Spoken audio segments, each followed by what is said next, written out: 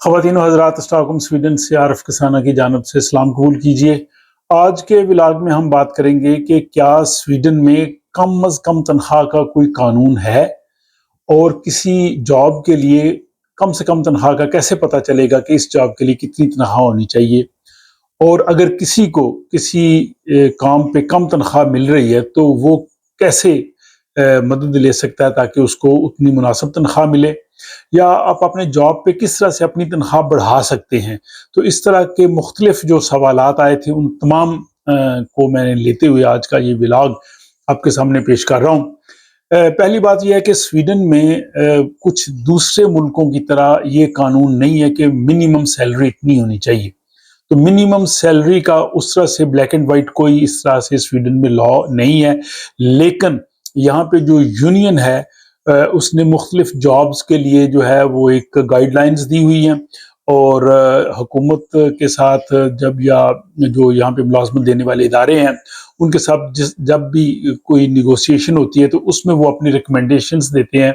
इस तरह जो मुख्तलिफ ट्रेड यूनियंस हैं उन्होंने अपने जो वेबसाइट्स हैं उनमें मुख्तलिफ जॉब्स के लिए मुख्तलिफ जो है वो रेंज बनाई हुई है कि ये तनख्वाह की इतनी इतनी रेंज होनी चाहिए।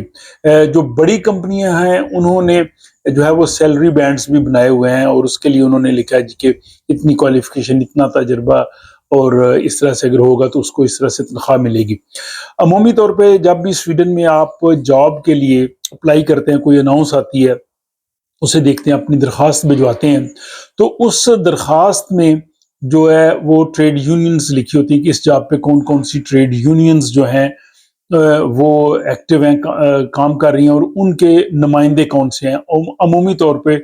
उनका नीचे नाम लिखा होता है, ईमेल और फ़ोन नंबर वगैरह दिया होता है।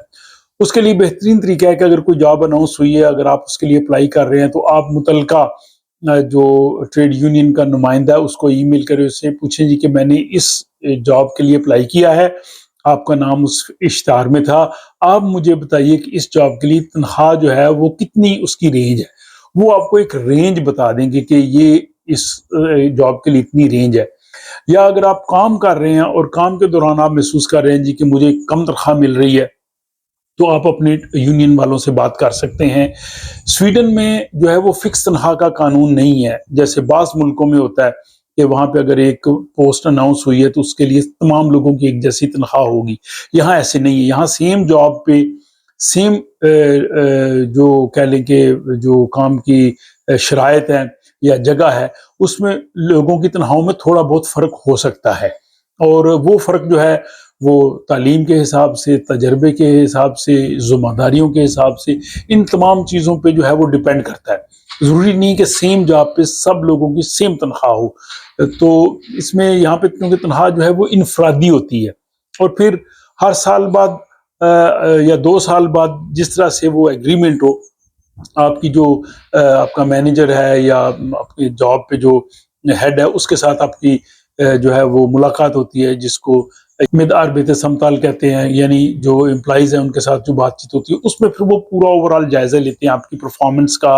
आपको जो काम दिया गया था क्या आपने वो किस लेवल पे किया, एक्सीलेंट है या सेटिस्फैक्ट्री है या बिलो एवरेज है। वो सारी कैलकुलेशंस करने के बाद फिर वो आपको अगली तनख्वाह बढ़ाते हैं। अमूमी तौर पे तनख्वाह जो है वो 2.5% बढ़ती है, लेकिन आपकी परफॉर्मेंस अच्छी है तो आपकी इससे ज़्यादा भी बढ़ा देंगे। अगर आपकी परफॉर्मेंस कम है तो शायद इससे कम बढ़े, या बिल्कुल ना बढ़े, या बहुत मामूली बढ़े। ये इंडिविजुअल लेवल पे होता है। हाँ, अगर उसमें आपने कोई एक्स्ट्रा ऑर्डिनरी काम किया है जो बाकियों से बिल्कुल डिफरेंट है, या आपने कुछ कोर्स कर लिया, एजुकेशन हासिल कर ली है, ट्रेनिंग ले ली है, या आपको कोई अज़ाफ़ी ज़िम्मेदारी मिल गई है, या आप बाकी काम कर रहे हैं, तो फिर दूसरों से फिर आपकी तनख्वाह जो है वो थोड़ी ज़्यादा बढ़ सकती है। अगर आप उससे सेटिस्फाइड ना हों तो आप जो है वो अपील कर सकते हैं। अब इसमें जो यूनियन का रोल डिफरेंट है। यहाँ पे जो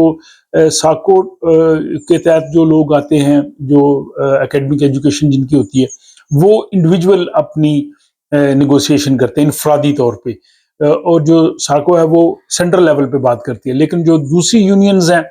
वो यूनियन आपके बिहाफ पे करती है, तो आप अपना यूनियन का जो नुमाइंदा है उससे आप बात कर सकते हैं। जब भी आपकी ये तनख्वाह की जो है वो नेगोशिएशन होनी होती है, बातचीत होनी होती है, तो आप अपने नुमाइंदे को बता दीजिए कि मैं ये काम कर रहा हूँ, दूसरों से मेरे ये चीज़ें ज़्यादा हैं। मैं फॉर एग्जांपल बाकी लोग जो हैं वो ویکینڈز پہ نہیں کرتے، میں ویکینڈز پہ بھی کام کرتا ہوں، اوور ٹائم بھی کرتا ہوں، یا میرے پاس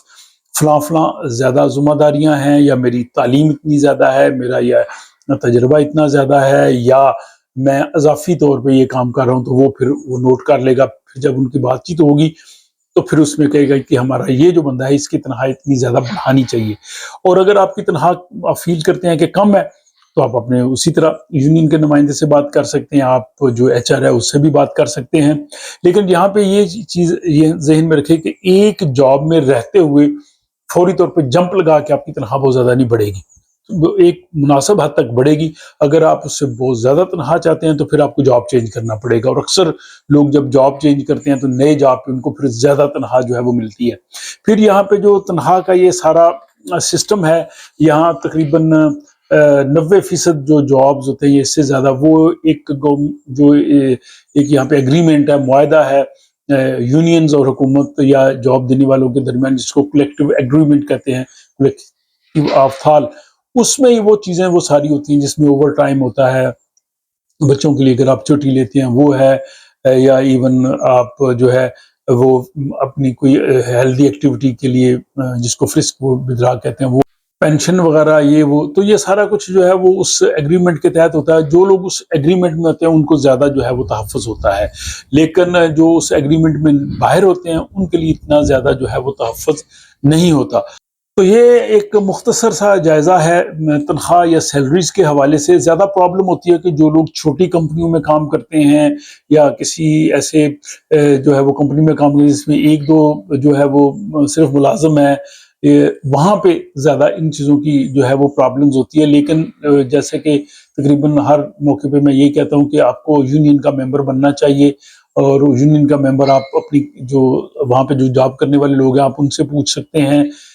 کہ یہاں پہ کون سی یونین ہے۔ ادروائز آپ یونین کو ڈائریکٹ ای میل کریں کہ میں فلاں جگہ پہ جاب کر رہا ہوں، آپ مجھے ایڈوائز کریں کہ میں کس طرح سے یونین کا ممبر بن سکتا ہوں۔ تو اس طرح سے پھر آپ کے حقوق کا جو ہے وہ مزید تحفظ ہوگا۔ تو اس حوالے سے اگر آپ لوگوں کے ذہن میں سوالات ہوں تو وہ آپ لکھ دیجئے، تاکہ اگلی آنے والے کسی ولاگ میں ان کو لے لوں۔ اور باقی جو ناظرین ہیں یہ بھی بڑے اچھے مشورے بھی دیتے ہیں اور اپنی طرف سے انپٹ بھی دیتے ہیں، تو آپ انپٹ بھی دیجئے۔ آپ کا دیا ہوا انپٹ جو ہے